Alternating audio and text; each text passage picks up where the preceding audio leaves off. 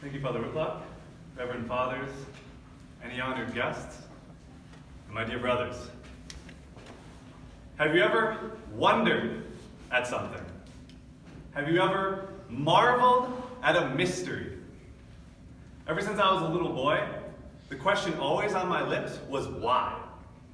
Why this, Mom? Why that, Dad?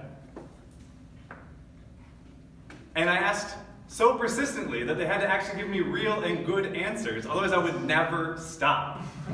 And these mysteries were everywhere. They were in the world. They were layers, layers upon layers. One layer had meaning. Other layers were just enough. It was just enough to look at them, just gaze at them. Something as simple as a leaf. Something as crazy as why on earth everything just seems to be glued to the ground. And God was drawing me into himself through these mysteries. But as I got older, it started to diminish. I stopped asking why. I started to kind of close in on myself. And the mysteries started to fade. Things were kind of just as you saw them. Nothing more. As I started to fall into greater and more numerous sin, and I became anxious. I was an anxious child in middle school. But when I entered college, not even, high school, I met this amazing young priest from my diocese by the name of Father Daniel Schuster, whose very being itself drove me to contemplate mysteries of God. He was radical, just radical. Everything about his priestly identity, his holiness, his intense love, his humility, drove me to ask why. What's about this man that's different from everybody else? And I started asking questions about the mysteries outside, but then I also started asking questions about the mystery that was my very self. I remember one time we were sitting together about to pray the rosary, and I was shaking my legs like I normally did. And he just takes his hands and just plops them on my knees and is like, stop! What did I do? He's like, you're anxious. I'm like, no, I'm not. He's like, no, you're anxious about something. And he was right. I had become so dependent upon myself. Mystery was gone. And I realized I was alone. It was just me. And it took a father's love to finally wake me up from this slumber, at least to start to.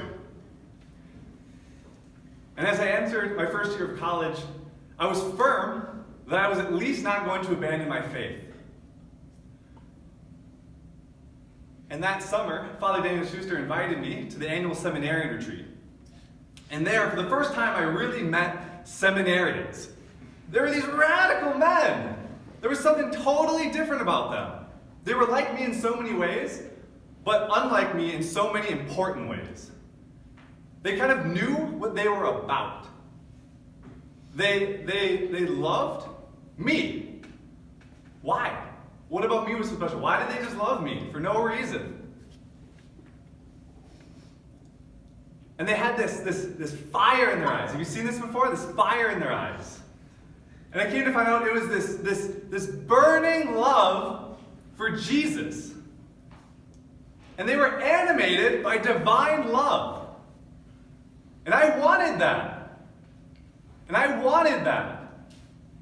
And during that retreat, God, the living God, seduced me. He seduced me. And I started to fall in love with him.